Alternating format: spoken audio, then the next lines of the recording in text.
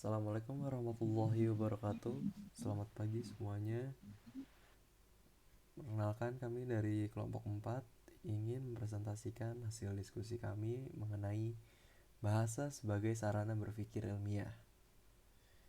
Pertama-tama, sebelum melanjutkan presentasi, kami ingin memperkenalkan anggota kelompok kami.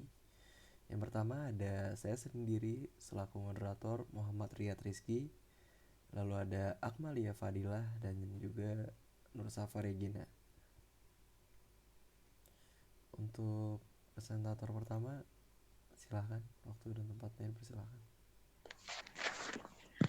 Baik, diskusi kita kali ini mengenai definisi hakikat dan sarana berpikir ilmiah. Sarana berpikir ilmiah merupakan alat bagi metode ilmiah untuk menjalankan fungsinya dengan baik. Jadi, fungsi sarana pemikiran ilmiah adalah untuk membantu proses metode ilmiah dalam menghasilkan pengetahuan atau teori-teori lainnya. Berpikir ilmiah adalah proses berpikir untuk sampai pada suatu kesimpulan yang berupa pengetahuan dengan karakteristik yang logis dan empiris. Menurut Salam, tahun 1997, berpikir ilmiah adalah proses atau aktivitas manusia untuk menemukan atau mendapatkan ilmu. Pemikiran ilmiah adalah kegiatan akal yang menggabungkan induksi dan deduksi. Berpikir secara ilmiah adalah upaya untuk menemukan kenyataan dan ide yang belum diketahui sebelumnya. Dalam proses penelitian ada dua hal yang harus diperhatikan. Yang pertama, sarana berpikir ilmiah bukanlah kumpulan ilmu, tetapi merupakan kumpulan pengetahuan yang didapatkan berdasarkan metode ilmiah. Kedua, tujuan mempelajari sarana berpikir ilmiah adalah untuk memungkinkan menelaah ilmu secara jelas. Sarana berpikir ilmiah adalah alat berpikir dalam membantu metode ilmiah sehingga memungkinkan penelitian dapat dilakukan secara baik dan benar. Sarana berpikir ilmiah ada bahasa, matematika, dan statistika. Matematika memiliki peranan penting dalam berpikir deduktif. Statistika memiliki peranan penting dalam berpikir induktif. Salah satu langkah ke arah penguasaan adalah mengetahui dengan benar peranan masing-masing sarana berpikir dalam keseluruhan proses berpikir ilmiah. Tujuan dan fungsinya yaitu tujuannya mempelajari sarana pemikiran ilmiah untuk memungkinkan kita mempelajari ilmu-ilmu alam dengan baik. Fungsi pemikiran ilmiah sebagai alat untuk mencapai tujuan yang berkaitan dengan kegiatan ilmiah secara keseluruhan. Sedangkan pemikiran ilmiah adalah alat yang mendukung kegiatan ilmiah multilangkah yang akan dilakukan. Selanjutnya akan dijelaskan oleh rekan saya. Oke, definisi bahasa sebagai sarana berpikir ilmiah. Bahasa memungkinkan manusia untuk berpikir secara abstrak, sistematis, teratur, dan berkesinambungan serta menguasai pengetahuan.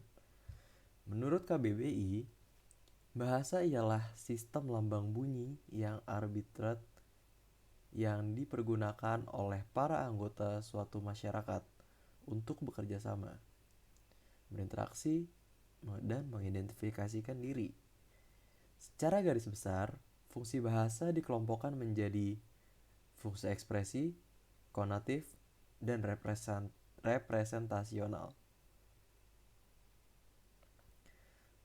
Lalu fungsi bahasa. Yang pertama ada fungsi ekspresif, yaitu adalah bahasa terarah kepada si pembicara.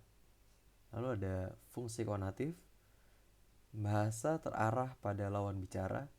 Lalu ada fungsi representasional, yaitu bahasa terarah pada objek lain di luar si pembicara dan lawan bicara. Fungsi-fungsi bahasa juga dapat dibedakan jadi simbolik, emotif, dan efektif. Fungsi simbolik itu menonjol dalam komunikasi ilmiah, sedangkan fungsi afektif menonjol dalam komunikasi estetik. Lalu struktur sistem simbol dan bahasa. Suatu sistem yang terstruktur dari simbol-simbol yang arbitrer digunakan oleh para anggota suatu kelompok sosial sebagai alat bergaul satu sama lain. Agar komunikasi berjalan lancar, bahasa yang bebas dari unsur emosional harus digunakan. Unsur emosional dalam bahasa hanya akan mengacaukan komunikasi, sehingga pesan yang disampaikan tidak dapat diterima dengan baik oleh penerima. Menggunakan bahasa yang baik ketika berpikir membantu menyampaikan pikiran kepada orang lain. Dan melalui bahasa, orang dapat menyampaikan sesuatu yang dipikirkannya kepada orang lain dengan bantuan bahasa. Dengan bahasa, orang lain dapat mengetahui dan mempelajari apa yang sedang dipikirkan. Dengan bahasa pula, orang juga dapat mengungkapkan apa yang mereka rasakan kepada orang lain. Lalu dalam bahasa ada unsur-unsur dalam bahasa menurut Bakhtiar. Yang pertama ada simbol-simbol, lalu ada simbol-simbol vokal, dan ada simbol-simbol vokal arbitrer.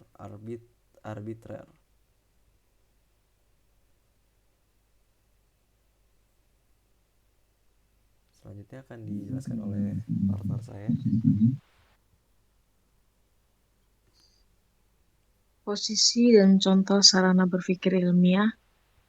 Contoh penggunaan bahasa sebagai sarana berpikir ilmiah yaitu digunakan oleh para ilmuwan untuk membantu dalam membuat langkah-langkah ilmiah agar dapat kebenarannya.